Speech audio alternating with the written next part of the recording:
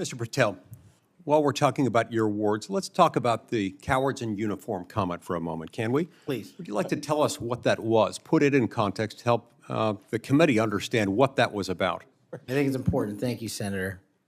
During that time, on January 6th, I was serving as Chief of Staff at the Department of Defense. And days prior, we had received the authorization from the President to issue the National Guard to protect you and your colleagues. But as you know, the law requires a request before the deployment of that guard. That request did not come in until the afternoon of January 6th.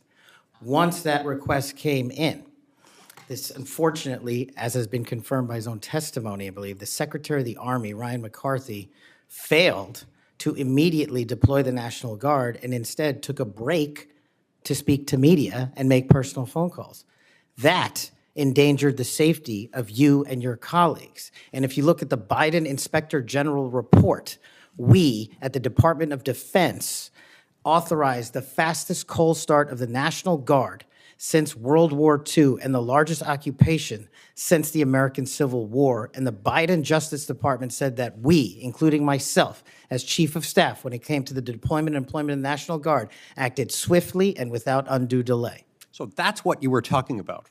And that's why you had the reference to the UCMJ. Tell us what that means. The Uniform Code of Military Justice is for uniform officers who betray the code of justice and also act inappropriately. And I thought any delay to have the National Guard arrive on scene here must be called out, whether it was a fellow Republican or not, especially someone under my auspices running the Department of Defense. Okay, so moments ago when Senator Durbin displayed a chart with that quote, there was a reference in part of it to the UCMJ. That's what it was referring to. Yes, sir. Those were the cowards in uniform. Those people who didn't do what they were supposed to do, and a lot of people were put in danger as a result. That's correct, Senator. Okay, thank you. That's very good to know.